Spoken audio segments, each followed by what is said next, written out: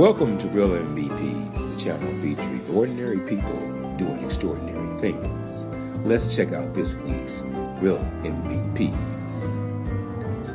Peace.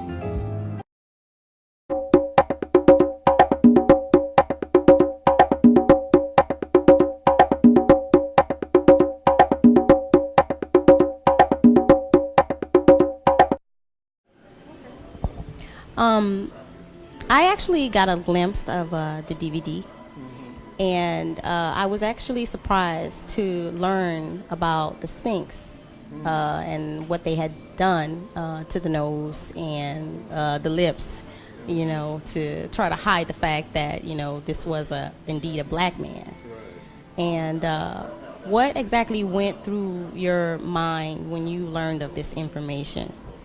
Well, it kind of just came through. I can't say where it started. I mean, the first recollection I can think of is when I was a young boy, maybe around 6 or 7, and because I'm, born in Los Angeles, a native, and there was this white boy, and he called himself cursing me out. He said, "You black African," and I stopped and thought about that, and I said to myself, well, what's so bad about that? But through time, I would say if there was anything that kind of spurred me on to really move in the direction I'm doing now in terms of community education, would be the autobiography of Malcolm X.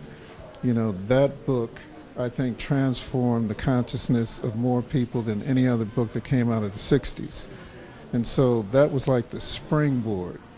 And then I met Dr. John Henry Clark, and we became very close friends. I was like his scholastic son in a way. In fact, he allowed me to write the last book on him before he passed.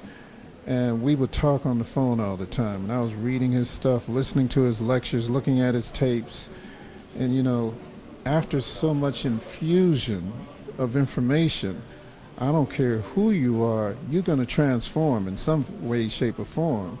So it became to the point where calling myself an African was not a negative thing, because back in the day, you call somebody black or an African, they want to fight, But now I can see internally who I am. I wasn't born on the continent. So I describe myself as an American-born African, with as much of the consciousness that I can gain for myself and to pass on to others. And I know even with my sons, I have 5 sons, we sit down at the dinner table, I'm always throwing something out, and you have to be cool with that, because after a while they say, oh, here he comes with that black stuff again, But now that they're grown, they see, and their consciousness is just unbelievable, in terms of who they are as good black men.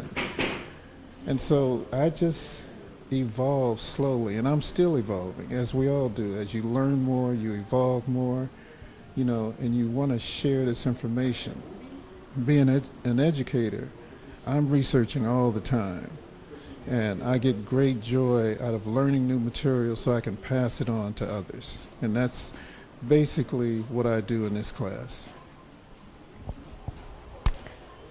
That sounds like a class that I believe that most adults should definitely want to participate in.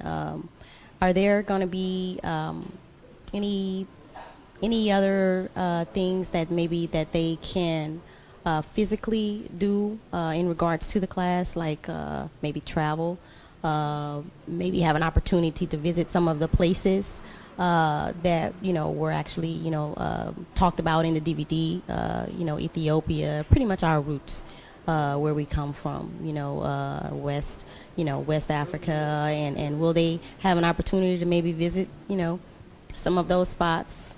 Well, there's a lot of people who attend the class who have already been to Africa, and this reinforces what they've done. For instance, I've had several who have been to Kemet, which the Greeks called Egypt. And one of the lessons was Dr. Yosef Ben Yakinen, who we call Dr. Ben. born in Ethiopia. He knows the Nile Valley like the back of his hand. And so I showed a DVD of him going down the Nile Valley, explaining the various temples and tombs, etc. And they would say, wow, I wish I had gone with him. I saw all these things, but they didn't explain it the way he did. So it helps to reinforce. I've had adults, several, who've told me this class has changed their lives. It's like a flip-flop. They've been trained one way, and now they're seeing something about themselves that they'd never been taught in school. I know I was talking with a lady the other day. They said her family, they're going to Ghana this summer. Their children are going to be in a school in Ghana for a couple weeks. They go to Esselwan Books and buy books all the time. They said it's all because of coming to this class. So I've seen transformations of people by gaining that knowledge, because once you understand who you are based on what we've been taught all our lives, in one sense you get angry and say, these people have not been telling us the truth. And my philosophy is we have to teach ourselves our history. We can't let somebody else interpret it for us. We have to do it ourselves, because we can put things in it that nobody else can do but us. That soul that goes with our being. You can put soul into history, and it's really caused some transformation in some adults who have taken this class. I mean, I can't even begin to tell you all of those who have gone to Africa, are reading more and doing different things because they're exposed to information they haven't been taught in their educational training. Well, I'm definitely impressed. Sounds like this class is definitely a class that should be passed on. Not even just here, in Leimert Park, but in many, different parts and areas of the world. Maybe even in the schools, in the high schools, so that these kids can have an opportunity to learn exactly, what African world civilization is and exactly where they come from. So why don't we take a step inside of the class? There is more to follow, so stay tuned.